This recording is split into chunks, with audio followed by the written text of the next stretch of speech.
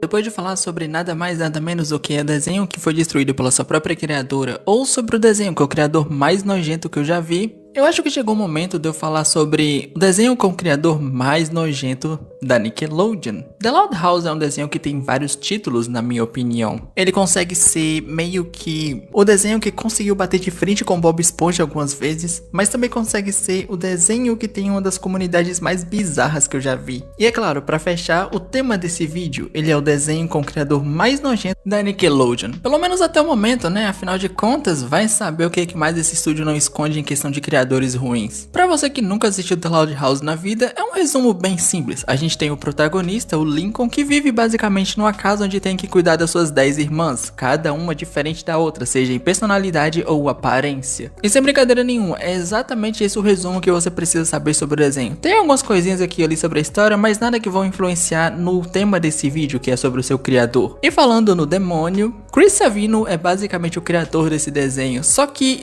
tem uma coisa interessante sobre ele. Quando ele começou a carreira, seu primeiro grande trabalho foi com o criador de Ren and Stimpy. E se você não sabe, esse cara também não é pouca coisa não, tá? Tanto no sentido do mundo das animações, quanto no sentido de que também é outro criador nojento. E assim, é aquilo, você não pode julgar uma pessoa pelo ambiente que ela trabalha, até porque você pode trabalhar em um lugar ruim, mas você pode ser uma boa pessoa. Só que no caso do Chris Savino, trabalhar com um cara que já, bom, a gente sabe que não tem uma reputação muito boa, acabou não envelhecendo muito bem. Só que é aquilo, se você ficou impressionado com a carreira do criador do desenho mais nojento que eu já vi, eu tenho que dizer que o criador de The Loud House tem uma carreira ainda mais impressionante. Sério, é muito gigante. Afinal de contas, esse cara já trabalhou em Meninas Superpoderosas, Kiki Butovski, O Laboratório do Dexter, Johnny Test e Meu Amigo da Escola é o Mais Keiko. Desculpa, eu sempre quis falar isso, eu não sei porquê. Eu acho muito engraçado esse vídeo. Mas enfim, o cara tem um portfólio gigantesco, o que deu pra ele um nome muito poderoso na indústria das animações. E guarde essa informação porque ela é muito importante. Mas é aquilo, ele conseguiu um trabalho na Nickelodeon através de um programa de curtas que decidiria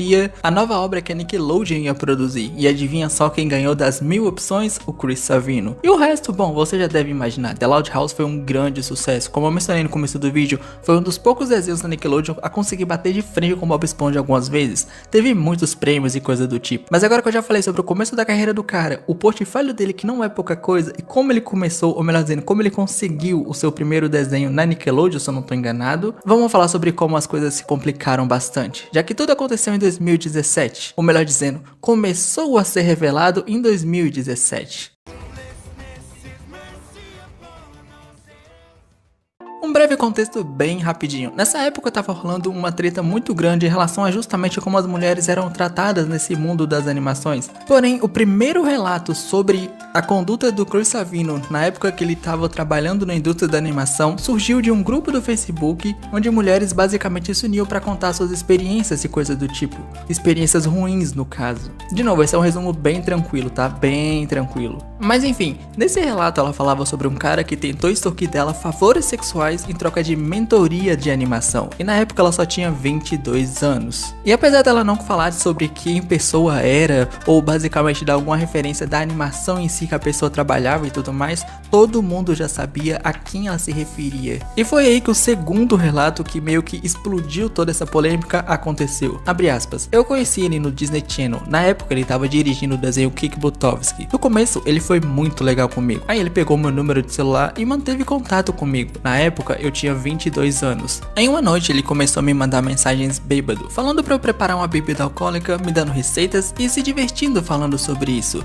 Então, toda essa situação foi bem estranho pra mim, mas aí ele me enviou um emoji de alien e um emoji de splash me pedindo nudes. Outra noite ele me mandou a foto do amigo debaixo dele e me contou como ele usava esse amigo dele. Depois disso, por anos, ele começou a me assediar, dizendo que tinha uma relação aberta com a esposa dele, então eu comecei a me sentir desconfortável com isso. Aí um dia eu voltei pra Disney pra visitar uma amiga minha. O Chris me viu e começou a gritar comigo, perguntando por que eu não tinha contado pra ele que eu estaria no estúdio. Mas alguns anos se passaram e eu visitei a Nickelodeon pra almoçar com um dos meus amigos. Sabendo que eu estava na cidade, ele começou a me mandar mensagens perguntando por que eu não tinha visitado ele. E ele também me pediu pra ficar com ele antes de eu deixar a cidade. Ele disse que se eu fizesse fizesse coisas com ele, o mesmo me daria um trabalho. Eu tive uma chance de trabalhar na Nick há um tempo atrás, mas eu recusei porque eu sabia que ele tava lá. Ok, eu tenho muitas coisas pra falar sobre isso, mas primeiro eu também quero falar sobre o relato da animadora de BoJack Horseman. Eu nunca consigo pronunciar direitinho, mas enfim, basicamente ela trabalhou das primeiras até a 4ª temporada da série. E no relato dela, resumidamente ela dizia, seus alvos eram os mesmos, novas pessoas que estavam chegando ou pessoas procurando por mentoria, onde ele logo usava isso em troca de favores sexuais. Além de saber que elas não podiam fazer muita coisa, pois podiam sofrer retaliação e até mesmo perder a chance de trabalhar em animações. Além de tudo isso, também teve um relato onde dizia que ele estava trabalhando em um programa de desenvolvimento de projetos da Nickelodeon, onde ele estava supervisionando um projeto de uma mulher que estava obviamente participando desse programa. E como você já deve esperar, ele teve comportamentos de assediador com ela, oferecendo propostas e coisas do tipo. Só que como ela recusou todas essas, vou chamar de abordagens para não falar coisa pior do cara, ele basicamente cancelou o projeto dela. E é por isso que eu comecei uma parte desse vídeo dizendo que esse cara tinha um portfólio muito grande e com esse portfólio ele conseguia um nome gigantesco na indústria das animações, o que fazia o cara se achar muito, obviamente, mas ao mesmo tempo ele usava isso ao favor dele, porque com esse poder que ele tinha, ele podia usar como moeda de troca, por assim dizer, já que, como eu já falei, os alvos dele eram basicamente pessoas novas na indústria que estavam acabando de chegar, ou seja, gente que ele podia manipular como ele bem entendesse. Até porque, como já tá claro em alguns relatos, se ele podia simplesmente chegar, fazer o que bem quisesse e não poderiam falar nada, no caso as pessoas em qual ele assediava, afinal de contas, o cara já tinha um nome gigantesco e ele tava com um desenho de sucesso na Nickelodeon. E as pessoas que ele assediavam estavam acabando de chegar ali para ter alguma chance de trabalhar nesse mundo. E o mais bizarro é que elas basicamente sofriam isso e não podiam falar nada, porque como eu disse, esse cara tinha muito poder. E das duas uma, se elas falassem, ou elas seriam demitidas, ou pior, elas seriam demitidas e teriam um nome completamente sujo no mundo das animações. Não porque elas fizeram algo errado, mas porque o cara lá ficaria revoltado com isso e garantiria que ela nunca mais tivesse nenhum outro tipo de trabalho. Afinal de contas, segundo os relatos, o cara literalmente cancelou o projeto de uma mulher simplesmente porque ela não quis ficar com ele. E com tudo isso acontecendo, é óbvio que ele foi demitido em 2017.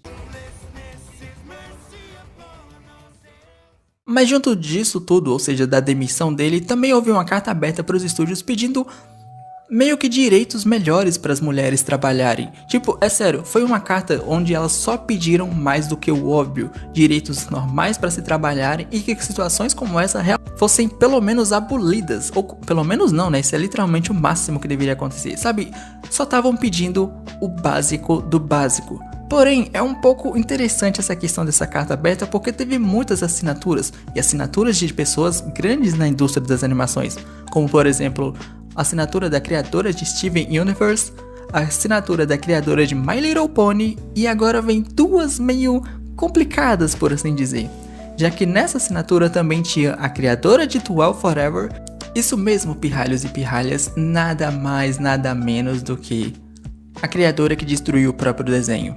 Mas também teve uma assinatura um pouco infame, que era da ex-esposa do Kyle Carosa, sim, o cara do desenho com o criador mais nojento que eu já vi. E assim, vamos ser honestos aqui, eu não tô dizendo que essas duas aí nunca sofreram nenhum assédio no mundo das animações. É óbvio que isso deve ter acontecido pelo menos uma vez, sabe? Mas é um pouco irônico, principalmente ter a assinatura da criadora de 12 Forever, que além de ser basicamente um pedo, também teve acusações de não tratar bem a equipe dela, tá ligado? Ok, beleza, você já sabe o que aconteceu, você já sabe todo o rolê, quem era o cara, qual era o portfólio dele, mas o que aconteceu depois de tudo isso?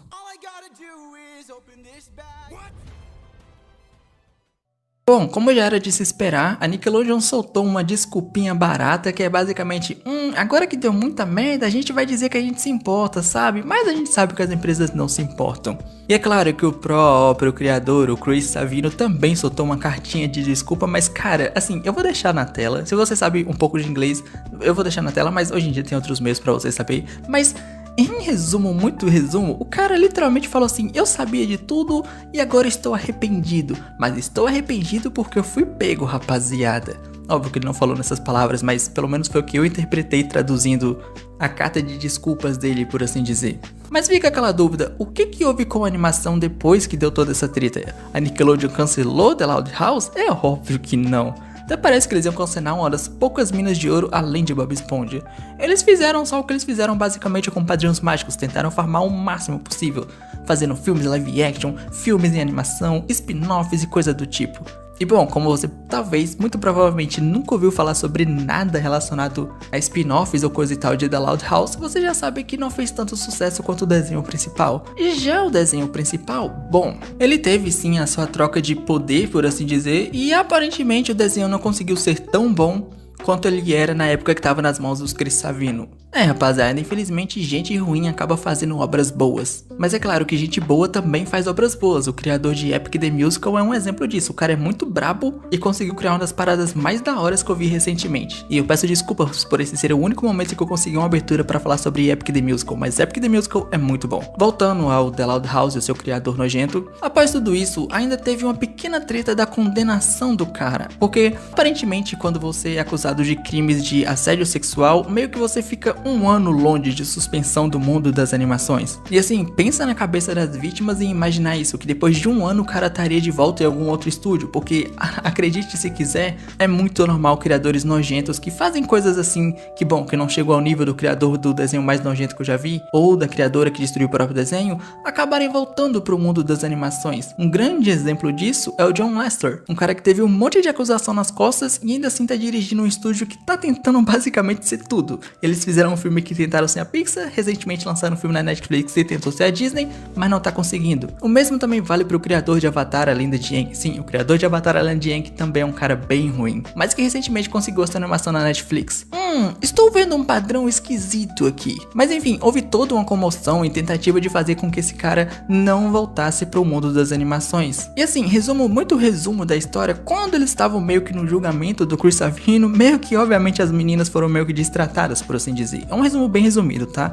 Mas no final das contas acabou que o cara ficou um ano de suspensão. Sim, o ano de suspensão se manteve. Ele teve que pagar 5 mil em caridade pra alguma que ele quisesse, além de fazer serviço comunitário e aparentemente ter que fazer um curso pra não assediar mulheres. Pelo menos foi isso que eu consegui traduzir. E assim, eu não sei o que mais me impressiona, se é existir um curso pra isso ou se é a necessidade de existir um curso pra isso. Mas enfim, isso aconteceu em 2017 e no momento que eu tô fazendo esse vídeo a gente tá em 2025. Então o que aconteceu com esse cara agora? Bom, em resumo, ele aceitou Jesus. Não, é sério, ele realmente virou um cara religioso. Ou pelo menos é o que parece, porque é muito conveniente ele fazer toda a merda que ele fez e agora ele tá procurando ajuda divina. Eu não tô dizendo que ele não pode fazer isso e que não tem pessoas que fazem muita coisa ruim e acabam se arrependendo e procuram Jesus. Eu só tô dizendo que pra esse cara, junto com todo o histórico dele, mais aquela cartinha que ele mandou tipo, desculpa aí rapaziada, é bem conveniente que ele tenha procurado esse caminho, tá? Mas eu também não quero me aprofundar muito nesse ponto. Porém, ele tentou lançar uma animação, meio que fazendo um Kickstarter, por assim dizer, e obviamente fracassou miseravelmente. E desde então, Chris Savino nunca mais fez nada no mundo das animações.